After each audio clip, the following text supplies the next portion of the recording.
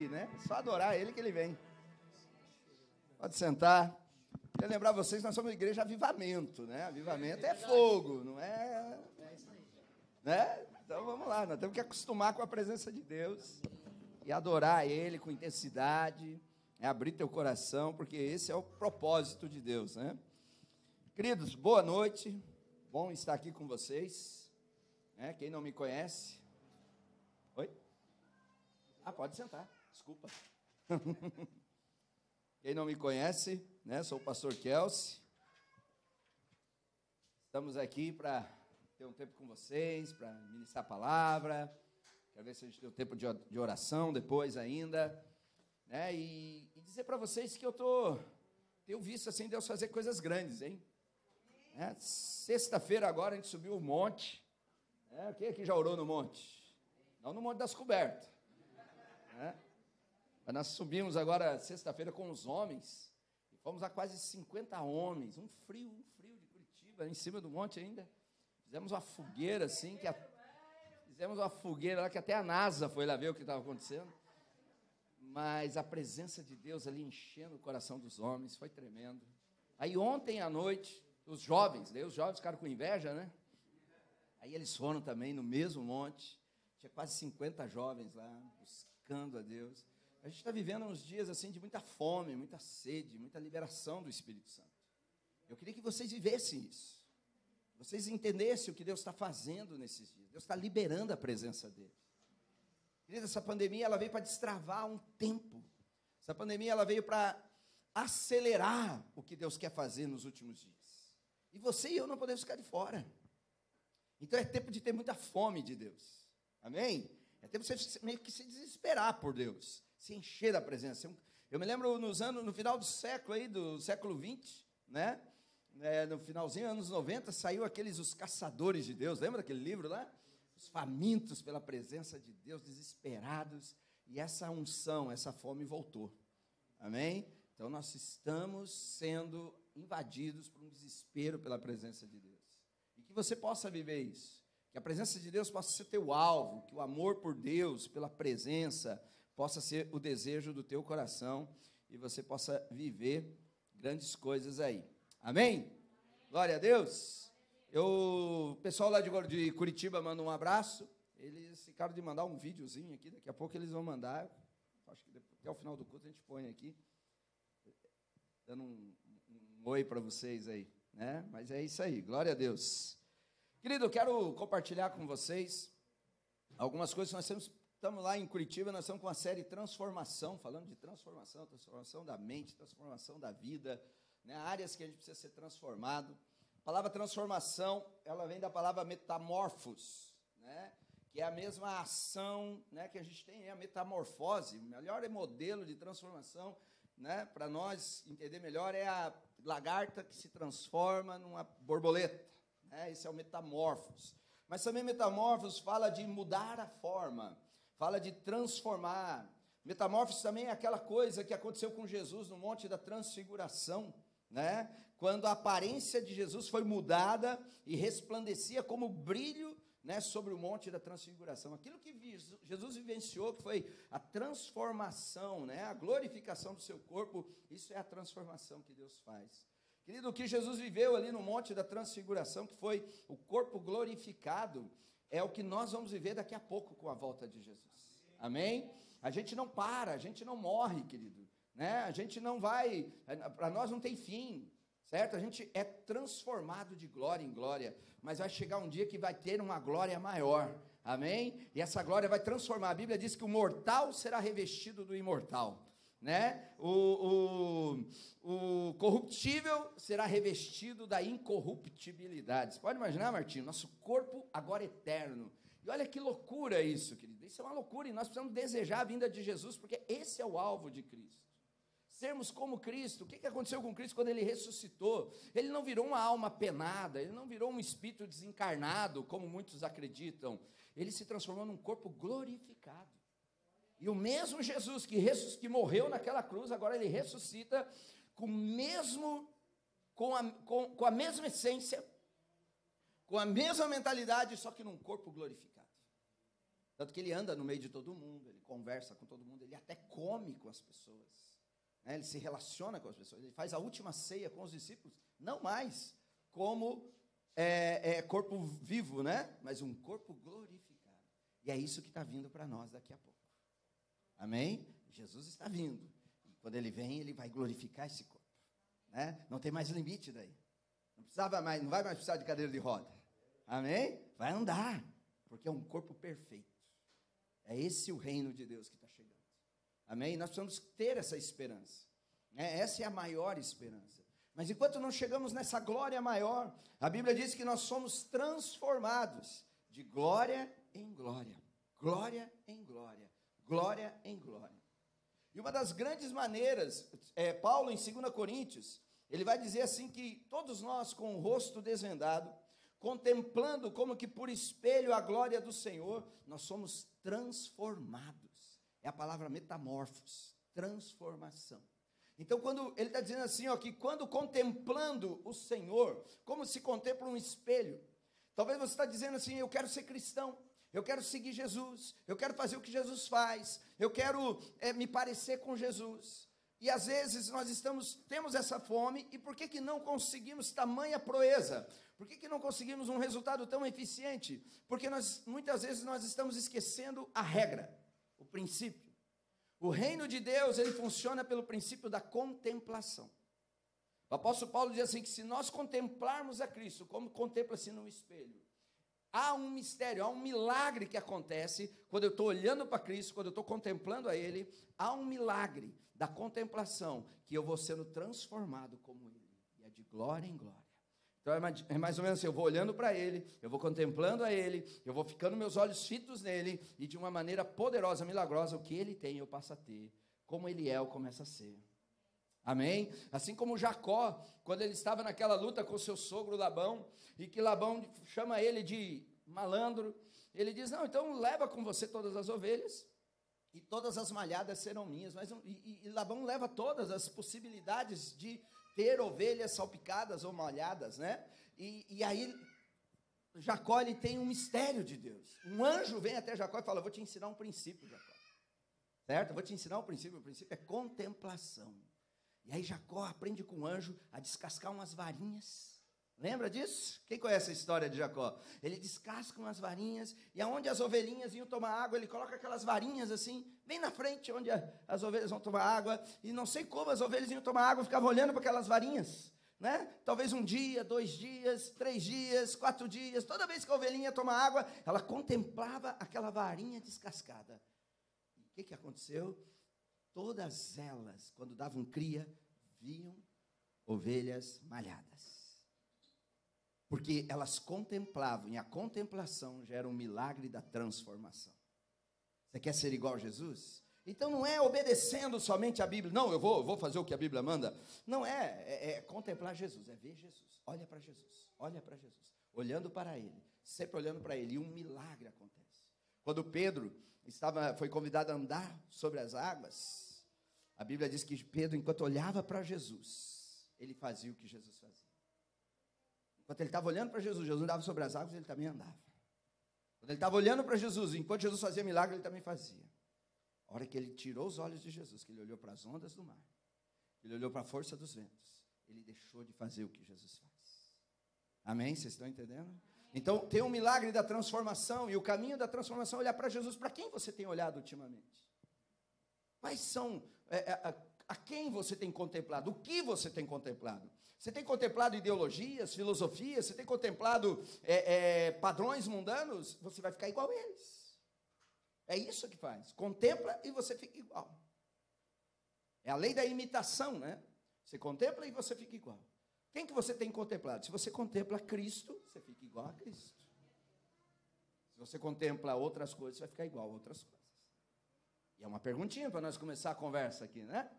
O que ou quem você tem contemplado? Quais têm sido os seus espelhos? Quando você põe os seus olhos no caminho certo, você começa a ser transformado. E, querido, e a transformação, ela precisa acontecer na mente, amém? A Bíblia diz em Romanos 12, né? Transformai-vos pela renovação da sua mente. Você quer ser um cristão, você tem que renovar a sua mente. Tem que mudar a tua mentalidade. Veja só como é engraçado. A gente quer ser crente, mas não quer mudar a nossa forma de pensar. A gente quer ser crente, mas quer continuar pensando como eu pensava antes. Você não tem que pensar mundanamente. Você não tem que pensar politicamente. Você não tem que pensar ideologicamente. Você tem que pensar cristãomente. Amém? Você tem que pensar biblicamente. Então o crente ele tem essa mania, ele não contempla a coisa certa, daí ele fica com essas misturas. Ele fica meio confuso. Ele contempla o mundo, daí ele quer ser crente, mas tem um crente mundano. Ele acha um jeitinho e dá um jeitinho, né? Mas nós temos que mudar a mente. Muda a mente. E assim nós vamos ser como Cristo. E aí nós vamos poder estabelecer o reino de Deus. Caso contrário, a gente não fede e não cheira, meu irmão. A gente não consegue impactar. Porque nós esquecemos que precisamos ser transformados. Interessante que alguns estudiosos, eles dizem, né? Por exemplo, Jesus era uma figura pública, não era? Ele tinha 12 seguidores, mas as multidões apertavam Jesus. Ele só tinha 12 íntimos. Mas tinha uma multidão que seguia Jesus. Jesus era uma figura pública. Se Jesus passasse aqui na avenida, todo mundo falava, ó, Jesus está passando ali. Nós ia tudo correr para a rua e ia chegar lá, Jesus. Ele era conhecido. Ele era conhecido dos gregos, ele era conhecido dos judeus e ele era conhecido dos romanos.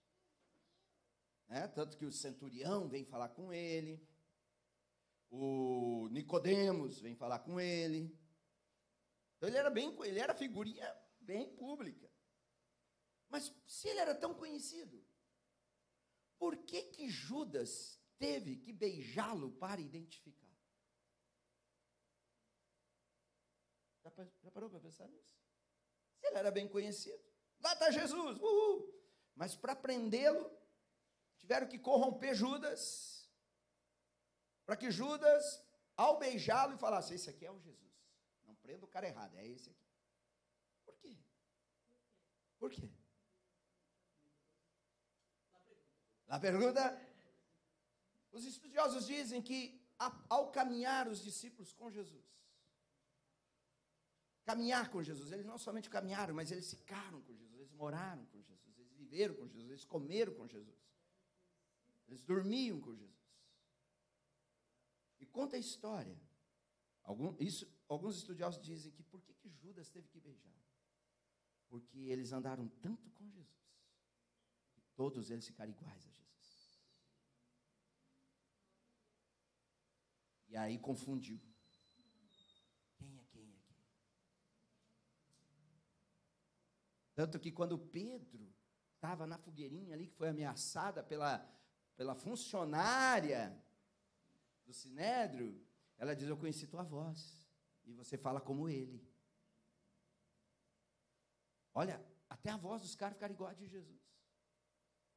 Eles foram transformados de glória em glória. Quantos querem essa transformação? Olha que tremendo, queridos. Olha que tremendo. Quando Deus chega para Adão, isso lá antes do pecado, e Deus fala para Adão multiplicar e encher a terra. Olha que tremendo isso. Existe um movimento que diz que tem muita gente no mundo e vai faltar comida no mundo. Isso é um movimento evolucionista, não é criacionista, não é quem pensa com a mente do criacionismo, é quem pensa com a mente do evolucionismo.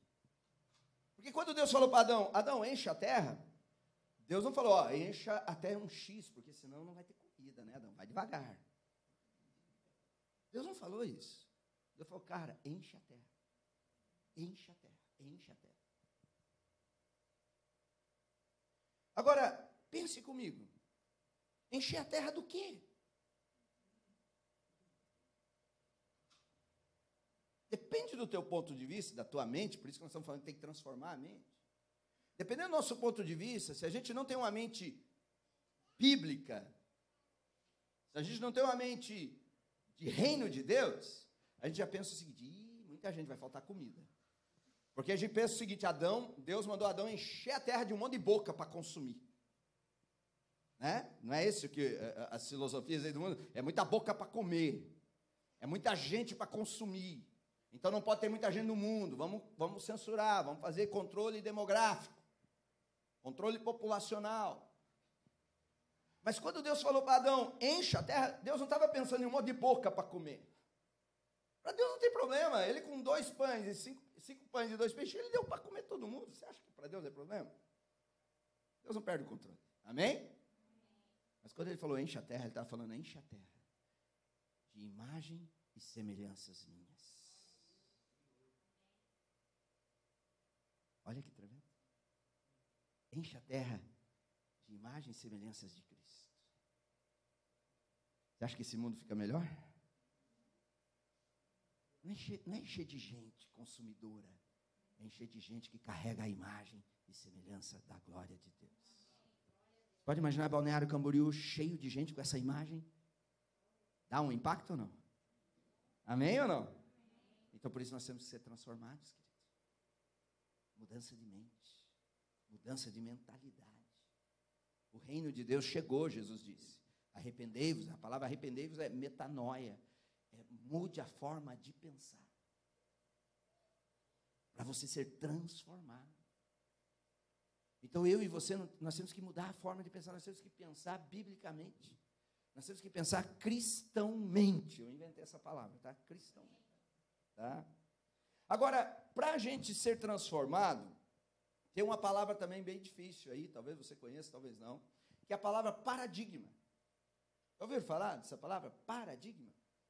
O que é um paradigma? Certo? Paradigma, veja só o que é paradigma. Tem umas definições aqui, ó.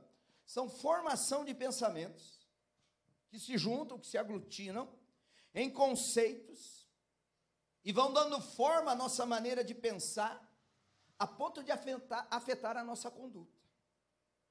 Então, veja bem, a formação de pensamentos, de vários pensamentos, que vão ocupando a minha mente, certo? E vão transformando a minha maneira de pensar, e o que eu penso vai afetar a forma que eu me comporto. Então, como você se comporta é fruto de um pensamento que você tem na sua mente. Então, os paradigmas são espécies de culturas, são fortalezas na mente. Olha só também o que é um paradigma. O paradigma é armazenado na memória. O paradigma ele entra na minha memória e não volta a ser questionado. Aí por isso que você tem suas verdades. Porque não é que você está certo, é que você criou um paradigma e você pensa assim e ninguém mexe com você. Ninguém te convence. Então, veja bem, o paradigma é armazenado na memória e não volta a ser questionado, mas é aceito como verdade e acaba me escravizando. São bloqueios mentais mais sólidos do que uma parede de concreto. Aí você fica empacado, você não muda. Eu penso assim e ponto, e acabou. Só que a forma de você pensar, você tem que agora filtrar isso. Você tem que perguntar, como que eu penso? Eu penso de maneira cristã, bíblica, ou eu penso de maneira filosófica, de acordo com esse século?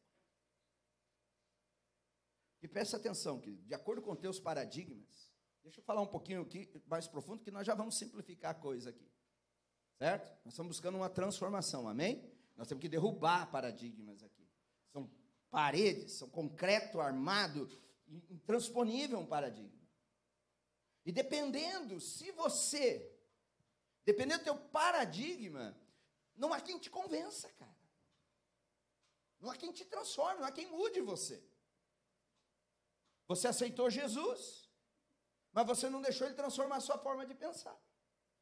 E por isso que você vive como se não fosse crente. É muito mais do que uma prisão de pecado. É um paradigma que você criou. E olha, dependendo de onde vem. Por exemplo, né? É uma perguntinha aqui, vamos ver se a gente consegue pensar um pouquinho melhor. Liga aí teu cérebro aí, tá bom? Liga o cérebro aí.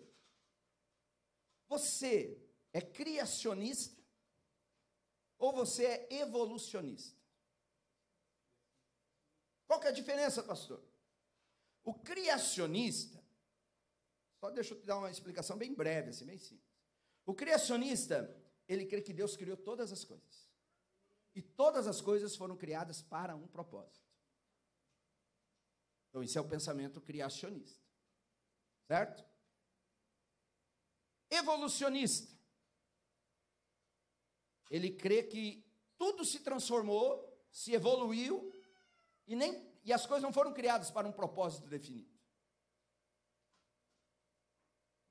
Então, o evolucionismo, né, o ponto mais culminante do evolucionismo, que vira até uma comédia, é o homem veio do macaco.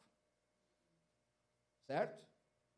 É a forma mais simples de você entender a diferença do criacionismo para o evolucionismo. Então, o criacionismo, Deus criou o homem. O evolucionismo, o homem derivado, é uma evolução de um animal que é o macaco. Resumidamente, certo? Agora, vamos lá. Não é tão simples assim, o homem veio do macaco ou o homem veio do pó.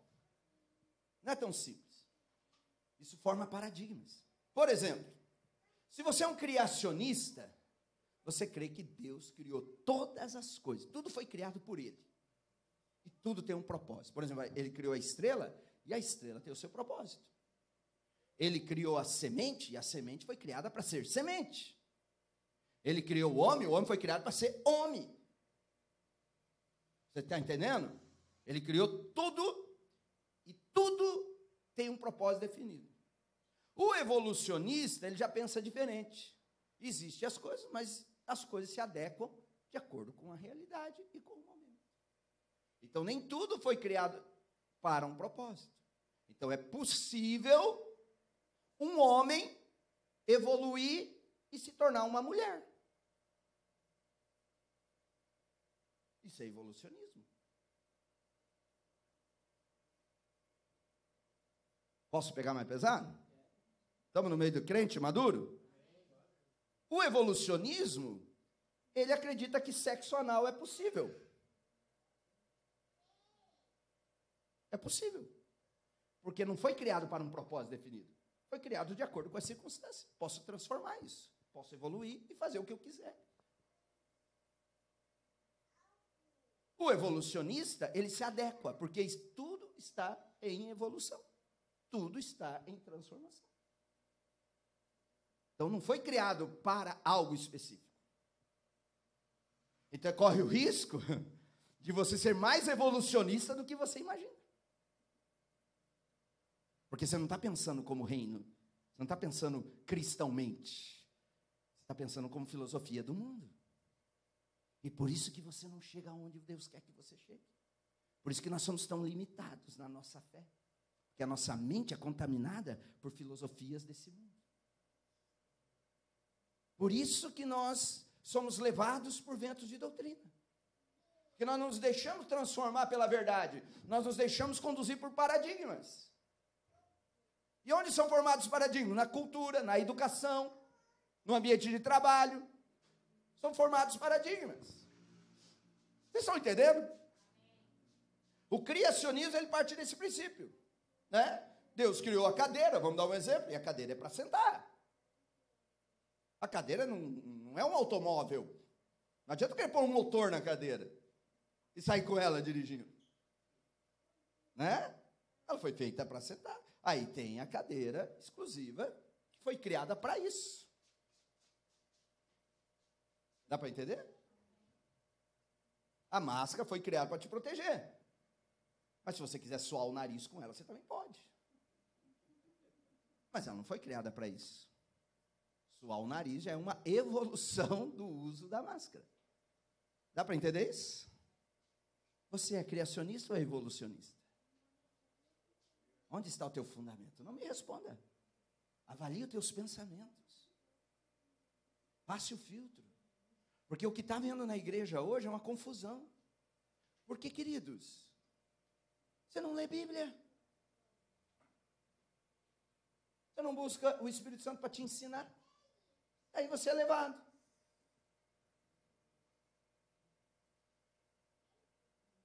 Aparece alguém famoso na mídia, fala, você diz, é verdade, isso é benção. Nós tivemos um caso agora que cria paradigmas. e que desvirtua toda a verdade. Eu tinha uma recente agora, uma famosa, com milhões de seguidores, bonita, cantora, gospel, aparece e casa. Todo mundo curtindo, foto famosa e tal. Casei, glória a Deus, Deus me abençoou, testemunho, beijinho e tal, pá. 3 meses depois, 3 meses, querido, a famosa, a bonita, com milhares de seguidores, gospel, evangélica, agora aparece na mídia social dizendo que separei, porque eu não suportei meu marido, nós não tínhamos afinidades, ele queria mandar em mim, eu não gosto que mandem em mim. Aí uma geração, porque ela tem milhares de seguidores, olha para ela, casalzinho novo, estão casados, estão encontrando, quem é casado aqui sabe, né? É uma maravilha o casamento, mar de rosas, né?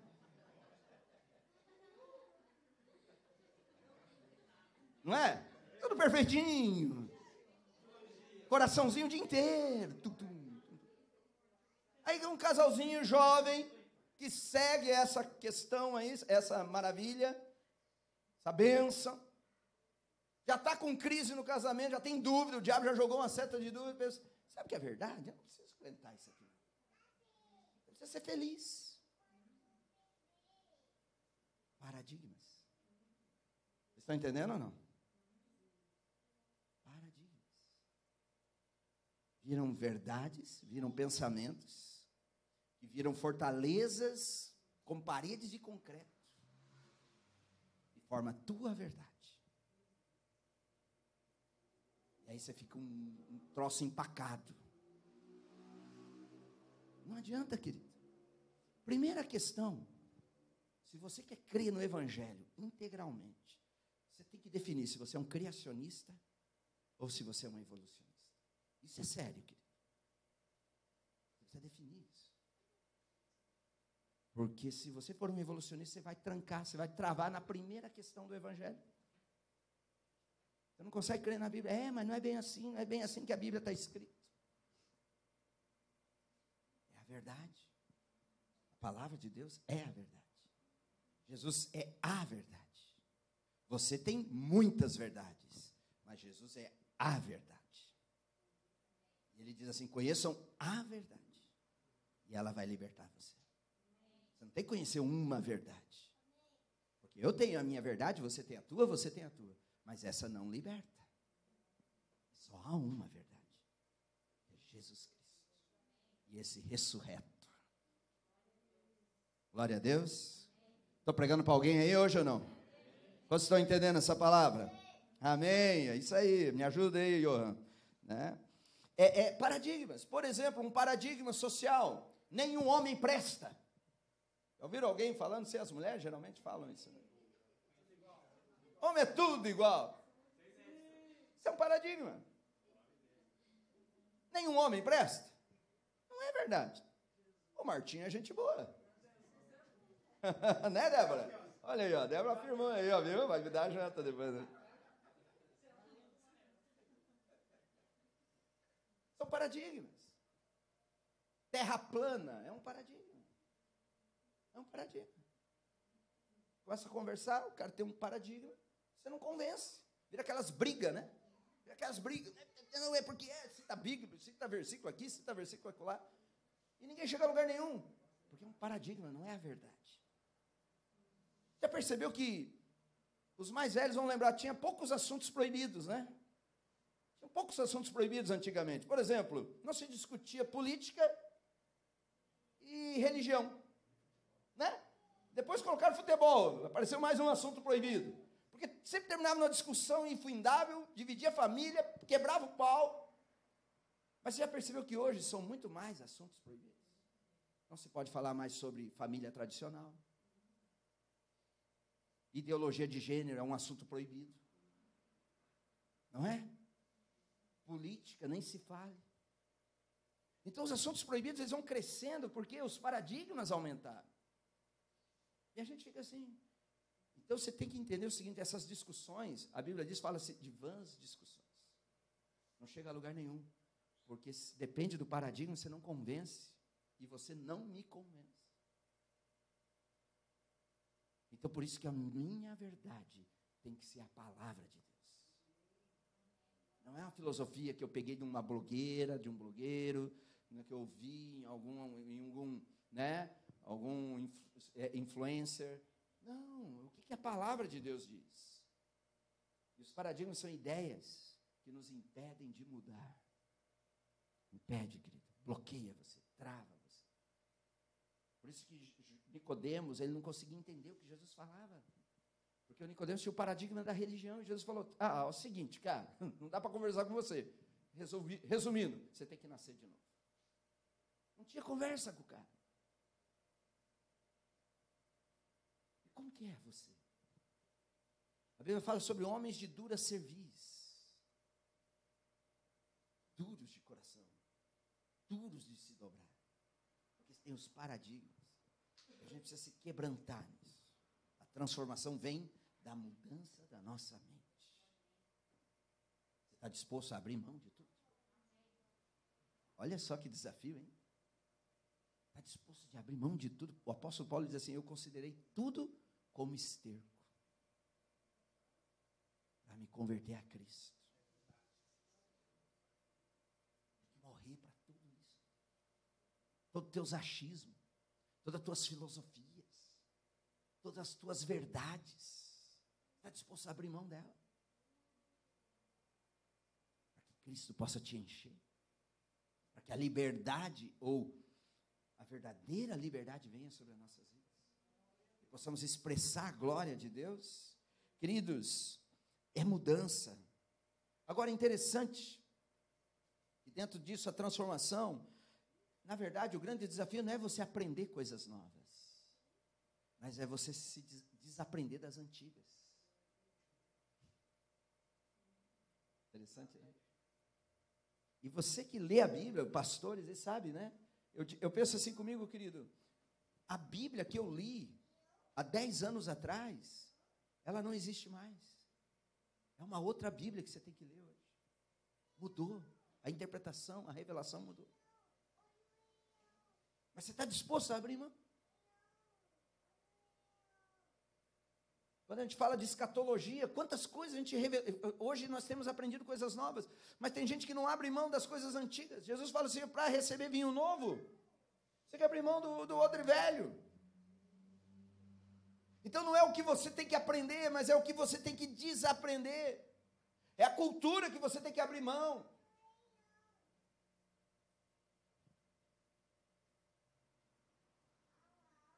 Existe, dentro desse conceito, existe um texto, quero que você leia comigo.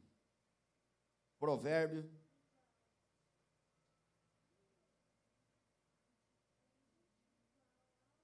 30.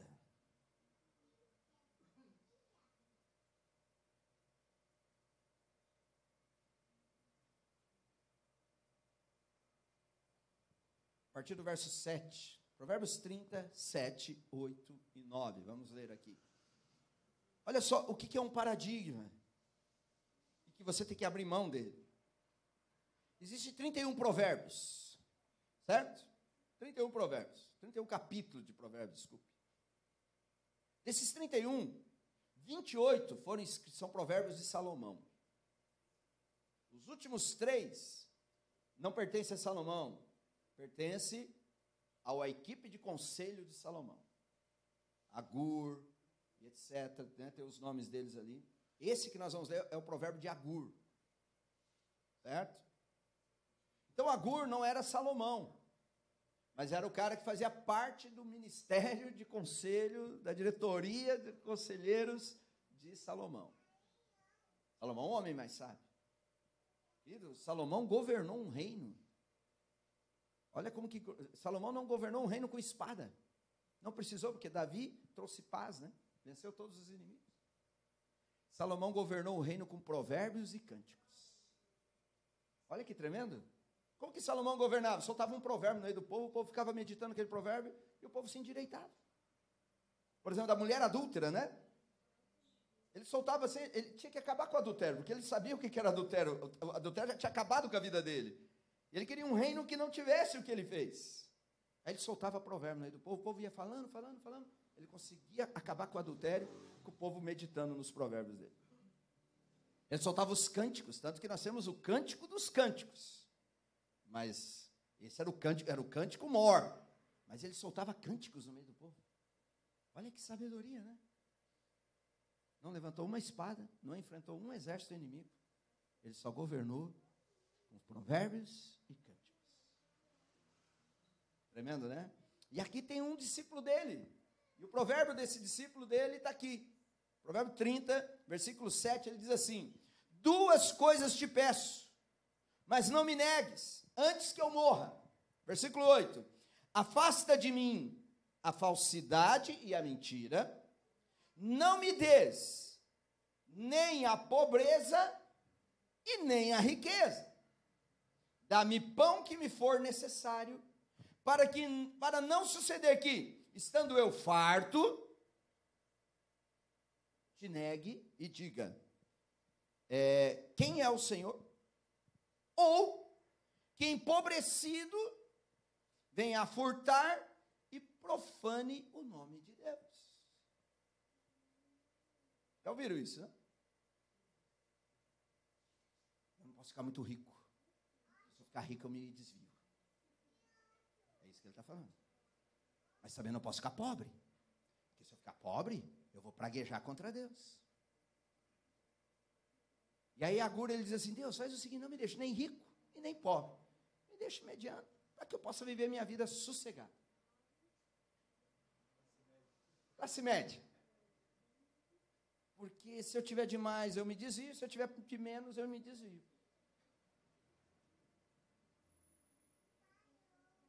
Isso é um paradigma? Isso é um pensamento? E qual que é o pensamento dele? O meu referencial para estar bem com Deus está linkado à minha condição de conforto e até mesmo minha condição financeira. Então, o que define a minha comunhão com Deus é se eu estou bem ou se eu estou mal. Tem muita gente que quando está mal, ele busca Deus. Quando tem dinheiro, quando está desempregado, ele busca Deus. E tem muita gente que quando tem muito dinheiro, ele se desvia de Deus. Conhece pessoas assim. Mas o contrário também é verdadeiro. O rico, quando ele fica pobre, ele busca Deus.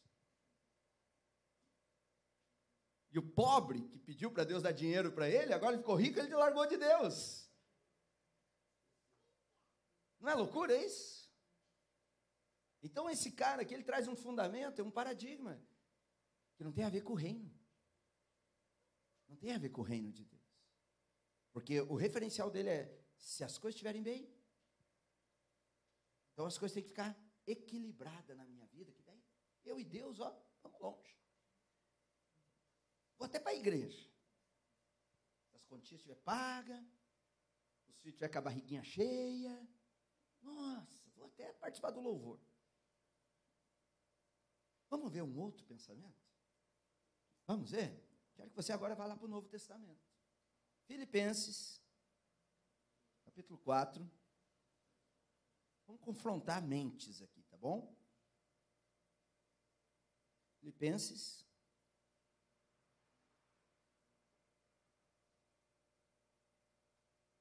Versículo 10 em diante. Filipenses 4, 10. Vocês estão aí ou não? Quem está me entendendo? Só um pouquinho de gente está me entendendo? Ah, tá. Estou pregando para alguém aí? Está servindo aí ou não? Estamos sendo transformados? Amém. Olha o que o apóstolo Paulo agora é Paulo, um apóstolo que fundamentou a igreja de Jesus Cristo, que nos instrui com a palavra agora, certo?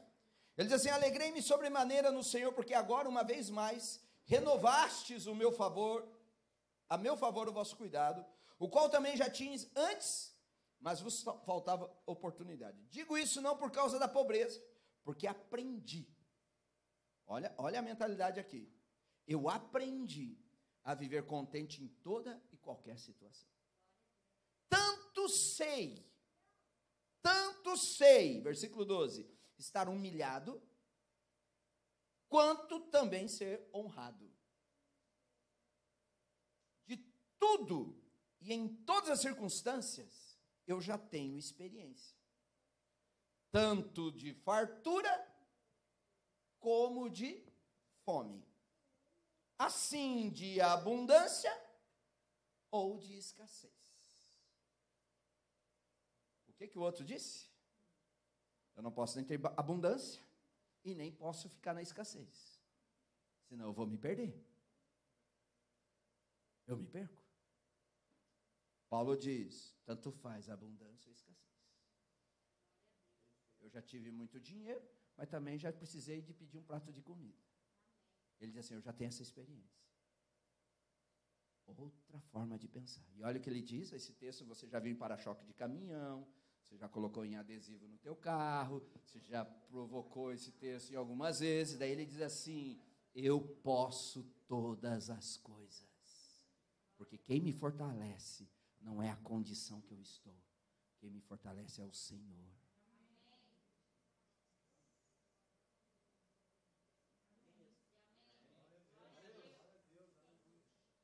De mente. Se eu estou bem no meu casamento, se eu estou mal, não importa. Meu fundamento não é essas coisas. Se eu estou empregado, se eu estou desempregado, não importa. Para Paulo, não importa. Para Agur, tinha tudo a ver. Paradigmas diferentes. Fundamentos diferentes. O apóstolo Paulo diz, esse é o fundamento, esse é o meu evangelho. Ele diz assim, se outro pregar um evangelho que não seja esse, é anátema. Esse é o meu fundamento, esse é o meu evangelho. Esse é o meu evangelho. Querido, e essa é a verdade. Por que nós temos tanta falta de fé, tanta crise de fé, tanta loucura? Porque nós, em vez de nos fundamentarmos na verdade, nós estamos nos fundamentando em achismos, em modismos, em filosofias, e não nas Escrituras. Por isso não somos transformados. Por isso a transformação não chega. Por isso não há renovação, porque não mudou a mente. Você pensa como? Como é a tua forma de pensar? Que antes de você se converter ao Evangelho, você pensava casamento de uma forma. Mas agora você tem Cristo, então você tem que mudar a tua forma de pensar casamento. Antes de você se encontrar com Jesus, você pensava dinheiro de uma forma. Agora tudo mudou, você tem que mudar a tua mente. Como que eu penso dinheiro no reino? Como que eu penso casamento no reino? Como que eu penso trabalho no reino? É um novo reino. É um novo reino. Como que eu penso gênero, identidade de gênero no reino? É outro reino. Você não pode pensar como você pensava antes. Somos nova criatura. As coisas velhas já passaram. E tudo se fez novo. Ô igreja, ei crente, você tem que pensar como um crente. Senão você não é crente. É aqui que muda. É aqui que vem a transformação.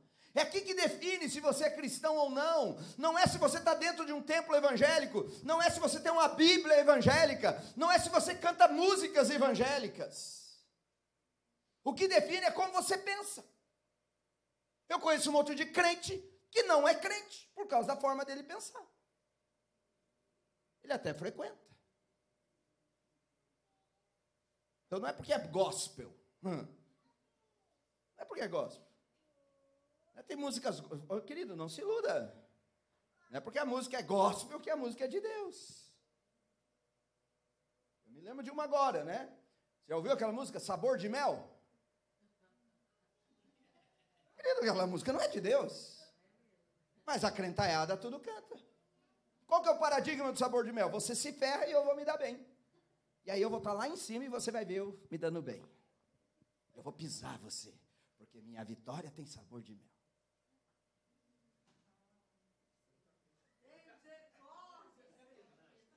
E a crentaiada canta, e dá testemunho ainda.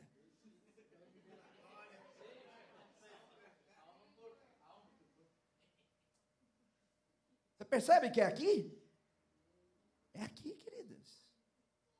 O apóstolo Paulo disse aqui que nós temos que crescer, amadurecer, para que nós sejamos como crianças levados por vento de Deus. Pode, queridos. Por isso, meu irmão, você tem que ler Bíblia. Tem que ler Bíblia. Tem que se encher da palavra de Deus. Tem que jogar a Bíblia dentro de você, não pode parar. Sabe, vai socando Bíblia, vai socando Bíblia. E a palavra vai te transformando. É lâmpada para os meus pés e luz para os meus caminhos. Guardei a tua palavra no meu coração, para que eu não peque contra ti. É Bíblia. Eu tinha um amigo meu que falava, você tem que ser bom de Bíblia. Agora quem não lê Bíblia? Nosso líder jovem falou que, pelo amor de Deus, o que nós vamos fazer? Os caras não sabem nem quem é Golias. Pois é. O duro é quando confundir quem é Jesus, né? Mas você está entendendo? Não conhecemos Bíblia e queremos discutir Evangelho. Vamos mudar? Quantos querem transformação aqui? Vamos transformar, queridos. Temos um mundo para ser avivado. Temos uma cidade para ganhar para Jesus. Temos uma nação que precisa do nosso clamor. Às vezes a gente fica brigando, quem vai ganhar quem? Quem vai derrubar quem? Isso é ideologia. Isso não leva ninguém a lugar nenhum. Nós precisamos colocar-nos na brecha. Mudar a história. Meu querido, eu fico aflito porque só de crente evangélico no Brasil, nós somos mais de 60 milhões. É crente pra caramba. Se somar com os católicos que são cristãos, nós chegamos a quase 80% de cristãos no Brasil. O Brasil é um país cristão, que lê Bíblia, que crê que Jesus ressuscitou. Mas como que pode um país cuja fé é no Cristo ressurreto sermos, e sempre estamos no ranking, né, do país mais corrupto do mundo? Uma perguntinha aqui para nós ir dormir. O que você está fazendo? Que tipo de crente é você? Um país onde tantos dizem que são cristãos, somos o país mais corrupto. Para que serve a igreja? A transformação vem de dentro para fora. Vai começar em você. Isso aqui, ó. Mudança de mente. Vamos mudar? Vamos transformar nossas vidas? Queridos, preciso questionar. E o grande desafio é esse. Eu sou um criacionista ou eu sou um evolucionista? Eu penso cristãomente ou eu penso mundanamente? Deu para entender isso? Consegui chacoalhar um pouquinho aí ou não? Glória a Deus. Temos que mudar a nossa mente. Só o Espírito Santo para fazer isso. Só a palavra revelada faz isso com a gente. É disso que eu e você precisamos. Vamos colocar em pé?